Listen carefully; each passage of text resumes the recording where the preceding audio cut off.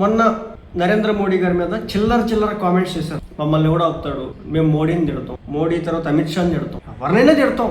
అదేమంటే రీల్స్ చేసుకుంటాం, దీనికి జంజీ ఉద్యమం అని చెప్పేసి పేరు పెట్టేస్తాం, వ్యూస్ కోసం తిక్క పనులన్నీ చేసేస్తాం, నోటికి వచ్చినట్టు వాగుతామని వాగారు.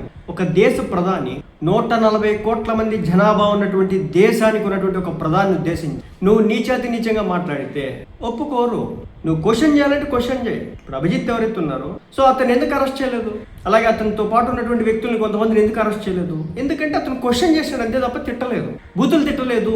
ఈ బూతులు తిట్టినటువంటి చిల్లర బ్యాచ్ ఏదైతే ఉందో, ఈ నీట్ యాస్పిరెంట్స్ అని, విద్యార్థులని, అదని ఇదని నానా రచ్చ చేసినటువంటి బ్యాచ్ ఏదైతే ఉందో వీళ్ళందరికీ సంబంధించినటువంటి వీడియోలన్నీ కూడా తీశారు. మీ అందరికీ తెలుసా, పోలీసులు లాఠీ చార్జు అది ఇదంతా జరిగింది కదా. ఇదంతా ఒక లెక్క అయితే పోలీసులు ఎక్కడికక్కడ కెమెరాలు పెట్టుకో కంప్లీట్గా అక్కడికి ఎవరు వచ్చారు, అసలు వీళ్ళ కథ ఏంది, వీళ్ళ స్టూడెంట్స్ ఏనా, ఇంకా సంఘ విద్రోహ శక్తులు ఏమైనా వచ్చా, లేదంటే దేశాన్ని విచ్ఛిన్నం చేయాలనే బ్యాచ్లు ఏమైనా వచ్చినాయి అని చెప్పేసి అన్నింటిలో కూడా రికార్డ్ చేసి వదిలిపెట్టినారు. చక్కగా రికార్డ్ చేసినవన్నిటి కూడా ఒక్కొక్క కెమెరాని ఇప్పుడు ఓపెన్ చేస్తున్నారు. చక్కగా ఆ వీడియోలన్నీ ల్యాప్టాప్లోకి ఎక్కిస్తున్నారు.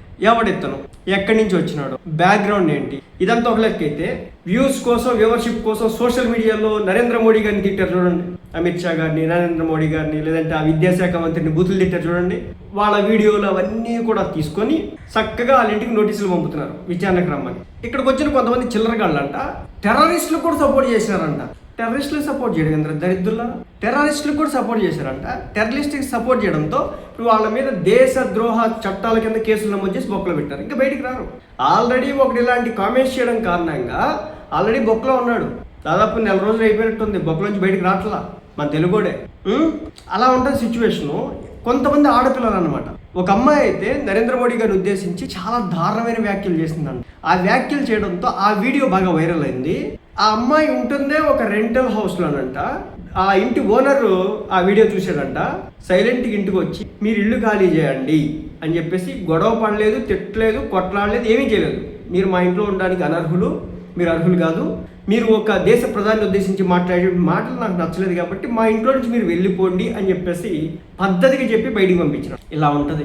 నరేంద్ర మోడీ గారు ఒకవేళ కొన్ని తప్పు నిర్ణయాలు తీసుకుంటే క్వశ్చన్ చేయండి, ఎవరు వద్దనట్లా. నరేంద్ర మోడీ గారు కూడా వద్దనరు. నేను ఒకవేళ తప్పు నిర్ణయం తీసుకుంటే అది ప్రజాస్వామ్య దేశంలో ఉండే హక్కు కదా.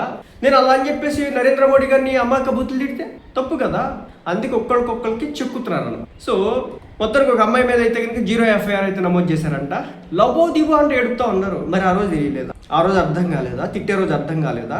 రీల్స్ కోసం ఏదైనా చేస్తారా?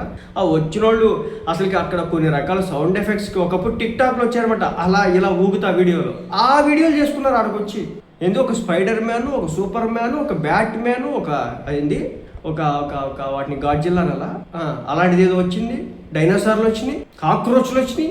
ఇలా ఒకటి కాదు అన్నీ వచ్చేసినాయి ఆడికి. మళ్ళీ నోటికి ఇంకా చెప్తే ఆశ్చర్యపోతారు అనకూడదు కానీ ఇప్పుడు ట్రాన్స్జెండర్స్ అంటే ఒక రెస్పెక్ట్ ఉంటుంది, అలాగే హిజ్రాస్ అన్న ఒక రెస్పెక్ట్ ఉంటుంది. కానీ ఇక్కడికి వచ్చినటువంటి చిల్లర బ్యాచ్ ఒకటి వచ్చింది. అసలు వీళ్ళకేం సంబంధం నాకు అర్థం కాదు.